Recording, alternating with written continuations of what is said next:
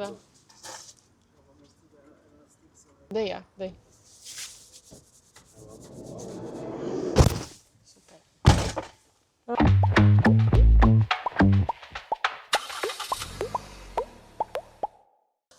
Živjo, spet sem z vami v podcastu Po desnem pasu. Zdaj pa danes imamo kar eno turnejo po našem glavnem mestu, po Ljubljani, in se nahajamo tukaj pri Gospodarskem razstavišču z Simono Kavčič, našo kandidatko za poslanko na listi SDS. Živjo, Simona. Živjo.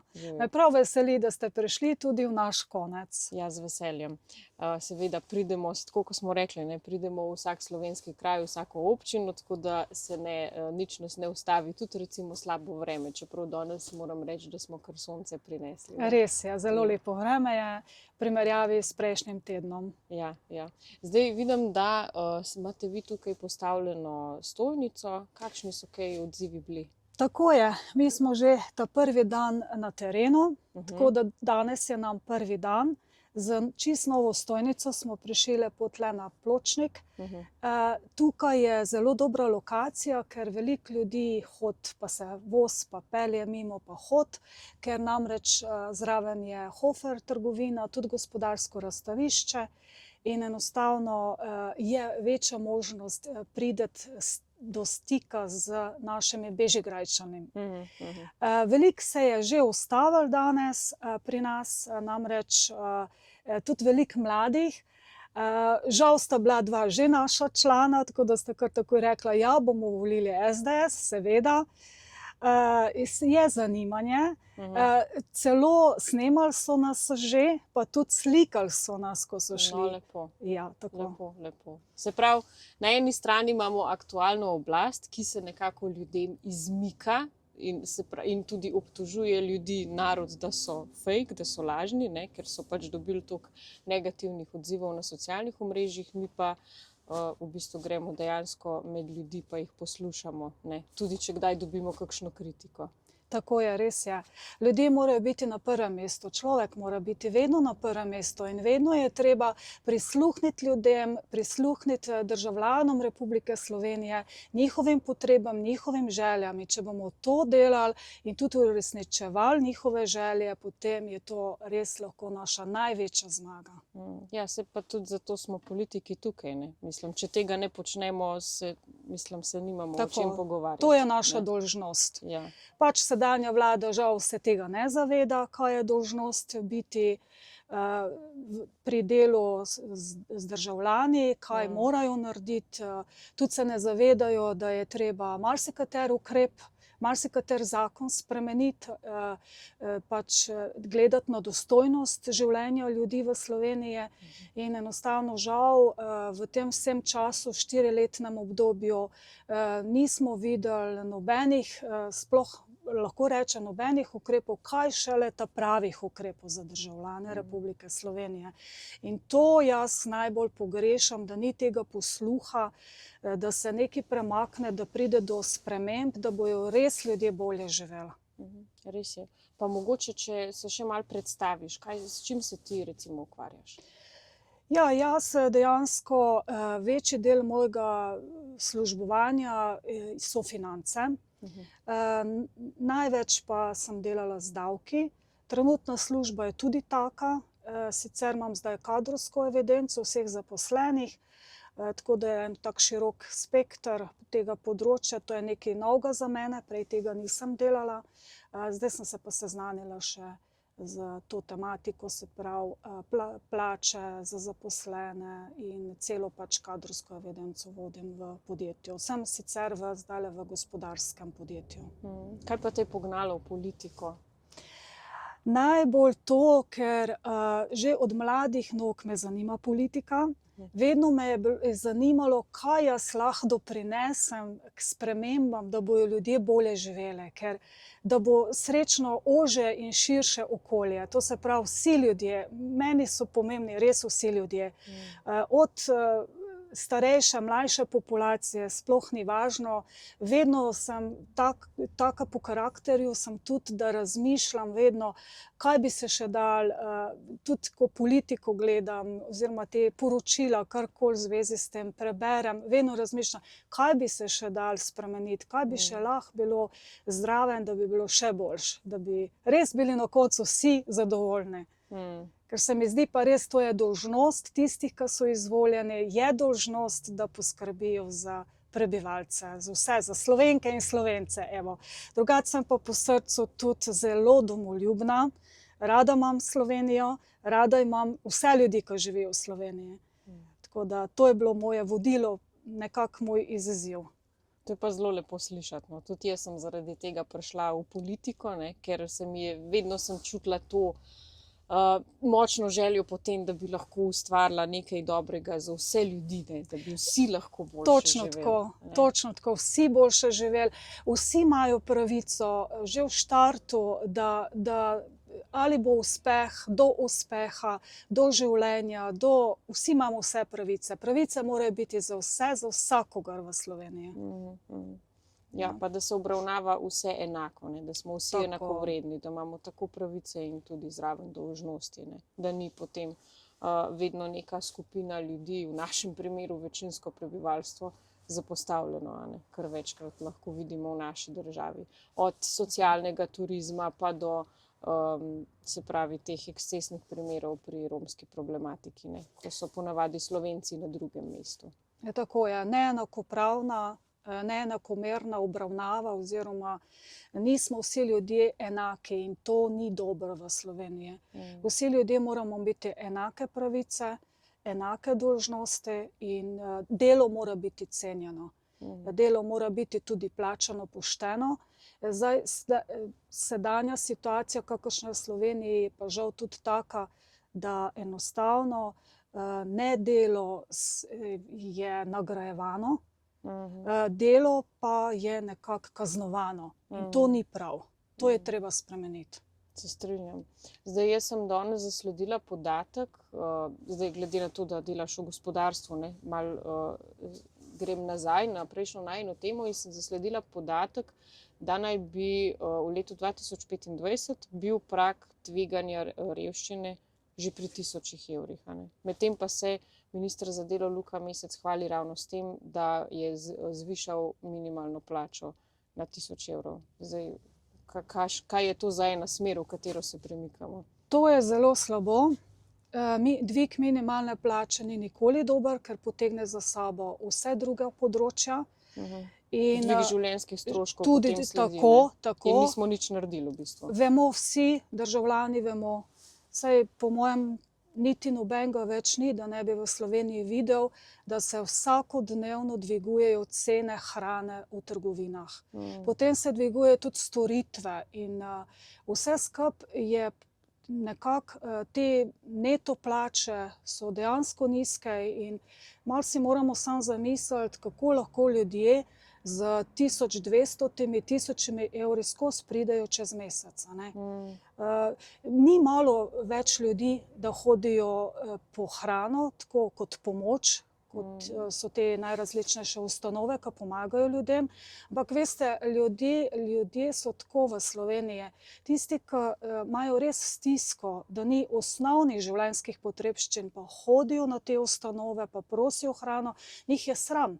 Ne bojo povedali na glas, da nimajo otroku dati doma hrano, da nimajo dati denarja za osnovnošolske potrebščine in tako naprej. In tukaj moramo res se doprinesti, da tega več ne bo v Sloveniji. Kako pa v bistvu, na kakšen način bi lahko zvišali neto plače, če ne z dvigom minimalne plače, tako kot se zdaj tega lotevajo? Tako je.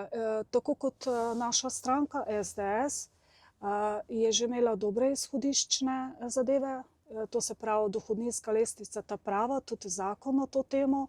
Žal je to bilo porušeno. Ni rešitev v tem, da se dvigne minimalna plača, ampak je rešitev v novi dohodninski lestvici.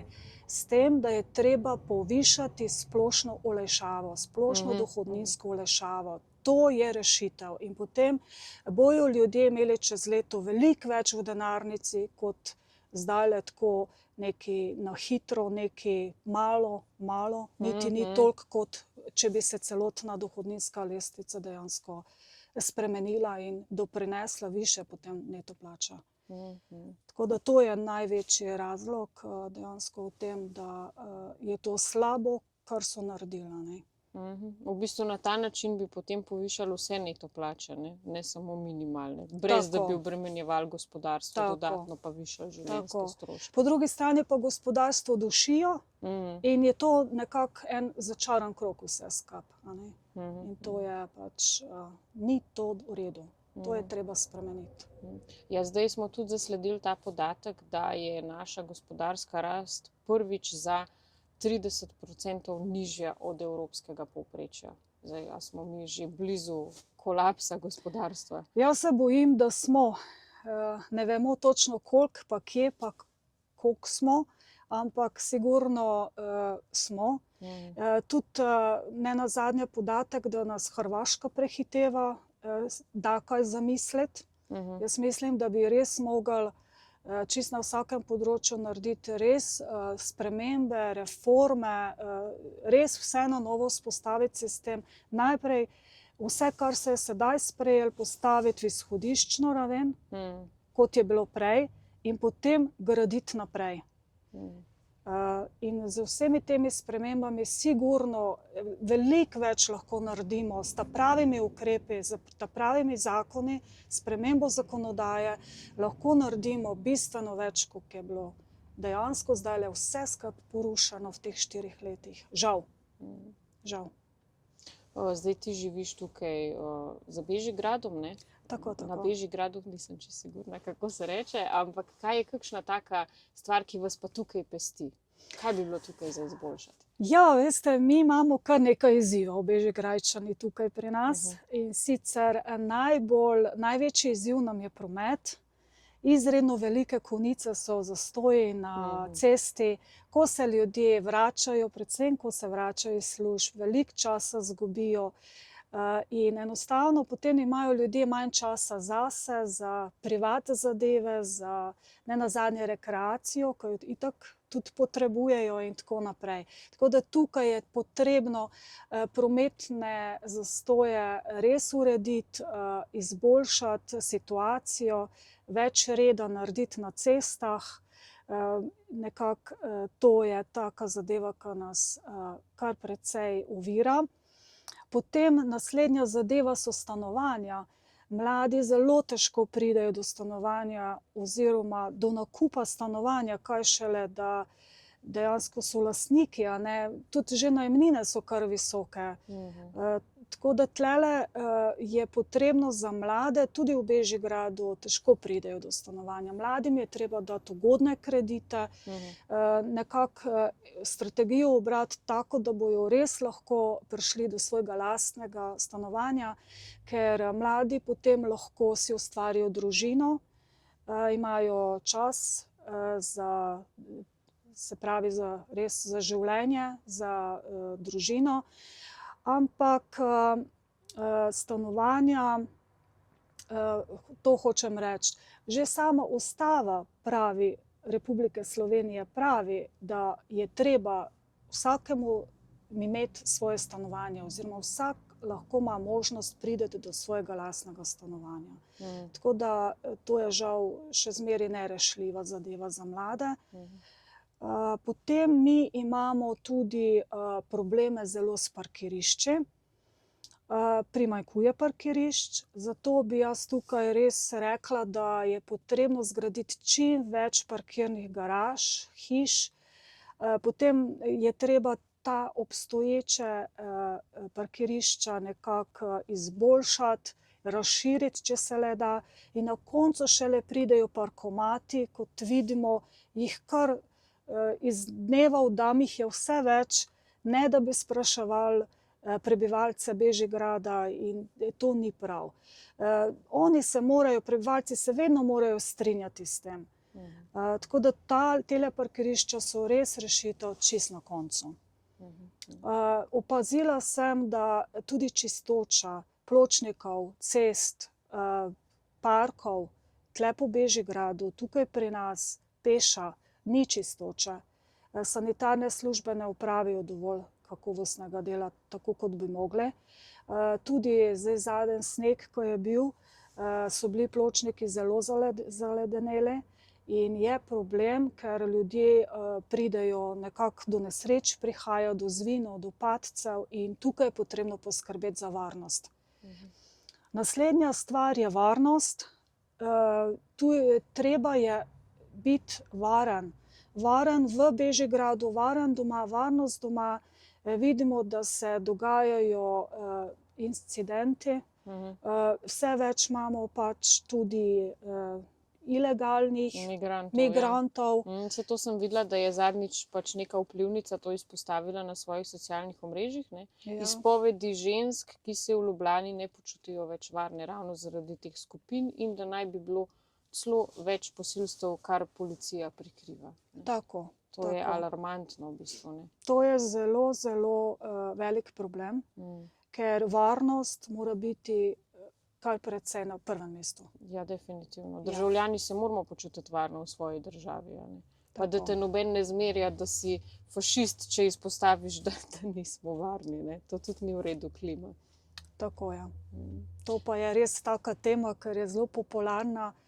Če ne zadnje v leto, vse 4 leta, fašisti, janšisti in to ni prav.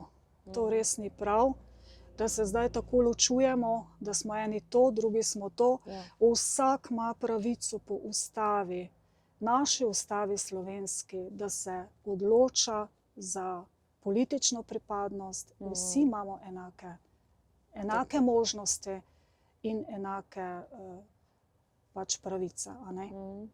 In zdaj se nam v bistvu to poskuša odvzeti, če tako pogledamo. Pa tudi do določene mere naša svoboda govora. Ker takoj, ko izpostaviš nek problem, si uzmerjan za fašista ali pa še kaj hujšega. In to ni prav. Politika je tukaj, da dela za vse, tudi tiste, ki se mogoče z njo ne strinjajo. Tako je. Eni si zdajle, kot takole spremljamo vse te dogodke, nekako se počutim, da si eni neke privilegirane, lastijo privilegirane pravice. Res je.